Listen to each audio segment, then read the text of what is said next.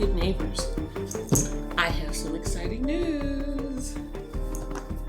I have a book coming out in just a few weeks. I'm so excited. And by a few weeks, I mean, let's see, today is the 5th, I believe. Yes.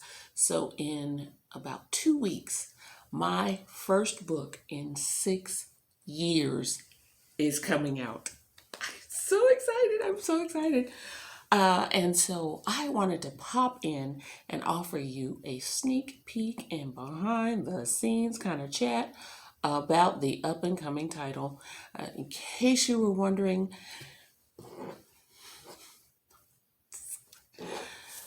my new book, Eat, Pray, Blood. Yes, I know.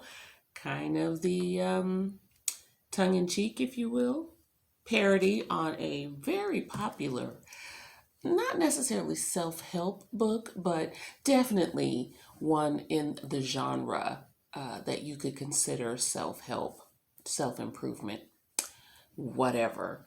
I have indeed taken a bite out of the self-help industry, if you will, and written what I like to affectionately dub a self-help book for newly turned vampires. In case you're wondering where I got the idea from, a while back, a friend of my daughter's comes over to the house, just hanging out as kids will do, and she had the most natural looking fangs in her mouth I had seen since Halloween, New Orleans, circa 2005, maybe? No, that's not true. Would have been the 90s, would have been like 1998 or whatever. We were going on a cruise and it was sailing out of the port in New Orleans. And so we had gone down, taken the cruise, and then spent a couple of days hanging around New Orleans because it was Halloween.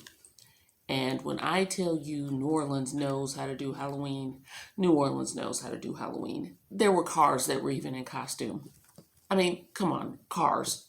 Full mask on. This one car drives by, and it looks like it is straight out of a Mad Max movie. I promise you, those folks know how to do cosplay. But anyway, I digress. We went to this one store, and there was a guy behind the counter, and again, the most natural looking things I had ever seen in my life.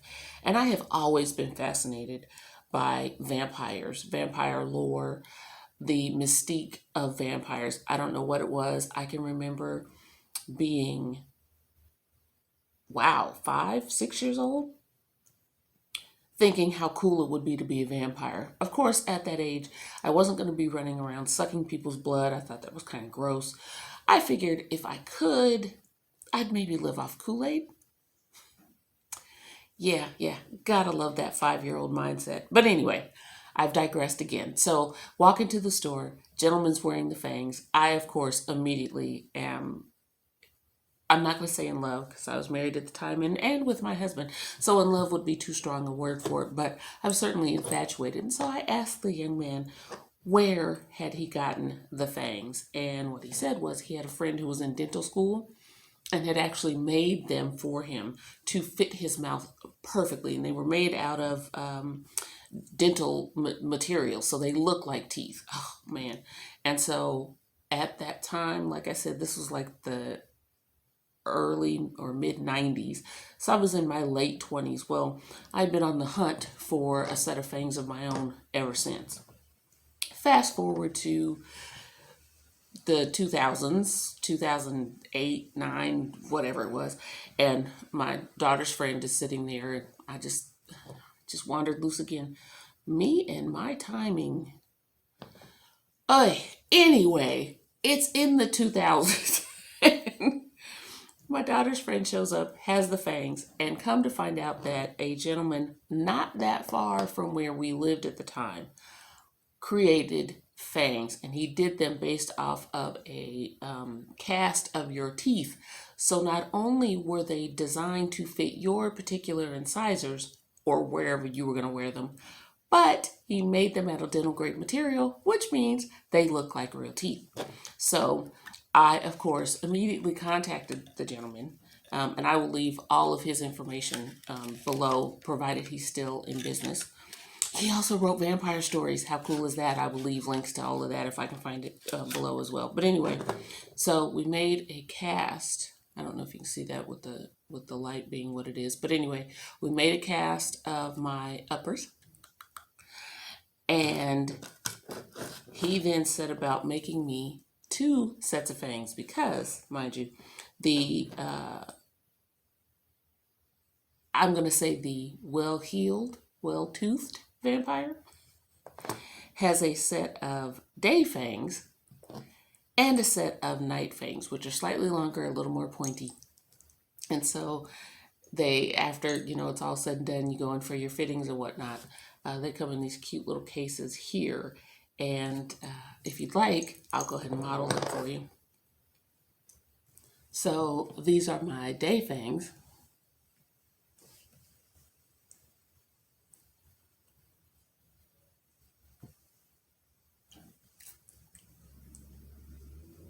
Aren't they precious? I love them so much. I wear them occasionally when I, back when we were going out. I would wear them to nightclubs. Oh my God.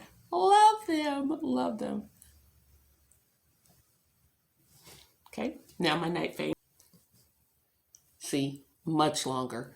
They also give me a bit of a lisp. So I typically only wear these for special occasions like Halloween and situations where I'm not going to be doing a lot of talking.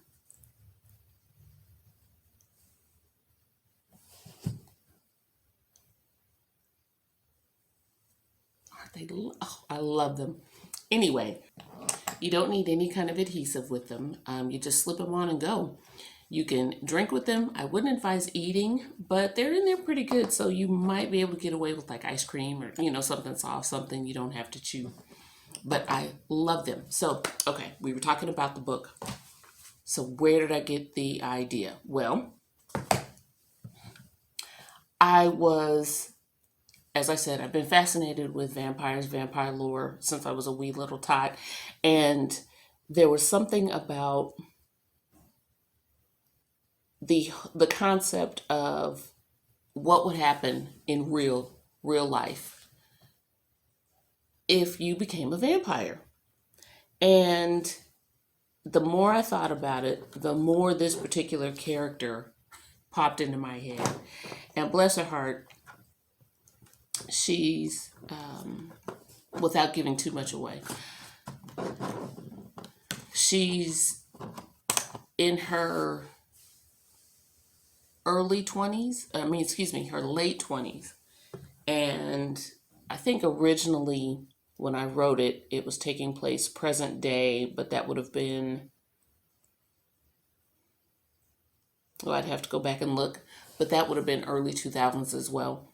And, life was a little different than it was back when vampire lore first got started. I also wanted to make the character a little less fantastical, a little less mythological, and ground her in quite human sensibilities, if you will. And so what originally started off as a short story, and I will talk more about that collection in another video, but what started off as a short story, after a friend of mine read it, she said you definitely need to give her her own book. And so that's how Eat, Pray, Blood came about. Anyway, I'm going to keep this video short because I just wanted to pop in and talk a little bit about the book coming out. There, of course, will be more as the month goes on because we're going to celebrate this book release the entire month of July. But anyway, I just wanted to let you guys know that it's coming, and I need for you to hit that subscribe button so that you don't miss a bit of the fun as we work our way up to my first book release in 6 years. So excited. Anyway, again, link to the Fang Maker down in the description box below. I think I'll cut it off here, and I will see you guys next week.